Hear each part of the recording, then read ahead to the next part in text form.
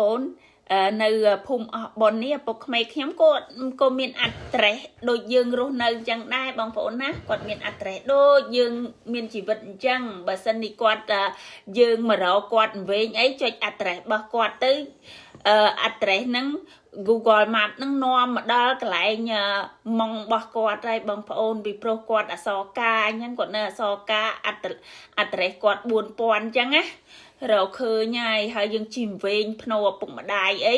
យើងទៅសួរនាំ information គេត្រាវ៉ៃនឹងគេមានគោលបញ្ជីឈ្មោះអ្នកអស់ប៉ុនទៅណាអញ្ចឹងសំបីតអ្នកអស់ប៉ុនទៅក៏គេមានបញ្ជីដែរណាដូចអ្នកមានជីវិតរស់នៅអញ្ចឹងអ្នកអស់ប៉ុនទៅក៏មានគោលបញ្ជីដូចគ្នាអ្នកមានជីវិតក៏មានបញ្ជីដូចគ្នាដែរហើយអ្នកអស់ប៉ុនទៅក៏មានអាស័យដ្ឋានដូចអ្នកនៅមានប៉ុនអញ្ចឹងបងប្អូនឪពុកក្មេងខ្ញុំអាស័យដ្ឋានរបស់គាត់ហ្នឹងអសរកាតកូលគីហ្នឹង 4000 អត្រេសរបស់គាត់ហ្នឹងណាអញ្ចឹងយើងចុចអត្រេសរបស់គាត់ទៅ Google Map នាំយើងមកដល់ម៉ោងរបស់គាត់តែម្ដងបើយើងវែងអីហើយបើយើងថាផ្លិចអីយើងចូលសួរកន្លែងអ្នកធ្វើការគេនឹងទៅគេមានបញ្ជីគេកាន់អ្នកអស់ប៉ុនទៅនឹងចឹងបានខ្ញុំចង់ប្រាប់បងប្អូនភូមិអ្នកអស់ប៉ុនទៅនេះអូយនៅលើខ្នងភ្នំរ៉ូយ៉ាល់ច្រើនណាស់បងប្អូនហើយមុននឹងខ្ញុំទៅភូមិឋានអស់ប៉ុនឪពុកក្មេករបស់ខ្ញុំហ្នឹងក៏ខ្ញុំបានឆេងមេងឡៃកងឡៃម៉ាហកងហម៉ាជំនាងផ្ទះនៅផ្ទះដែរចាមុននឹងយើងចេញទៅសែនព្រះអង្គសែនអីហ្នឹងនៅផ្ទះចា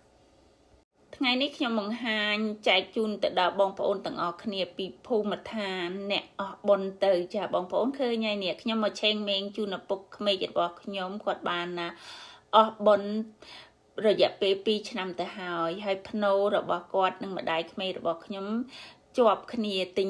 ជាប់គ្នាណាបងប្អូនប៉ុន្តែម្ដាយក្មេករបស់ខ្ញុំគាត់នៅមានជីវិតនៅឡើយទេហើយគឺមើលទៅឃើញភូមិឋានដែលអ្នកអស់ប៉ុនទៅហើយមកនៅក្បែរអ្នកអស់ប៉ុនបងប្អូនឃើញនៅចាជីវិតមនុស្សយើងនៅមានជីវិតយើងនៅគេហៅថាភូមិឋានមានជីវិតដល់យើងអស់ប៉ុនទៅយើងទៅនៅភូមិឋានដែលអស់ប៉ុនទៅនឹងនៅលើខ្នងភ្នំម៉ុងរ៉ូយ៉ាល់បងប្អូន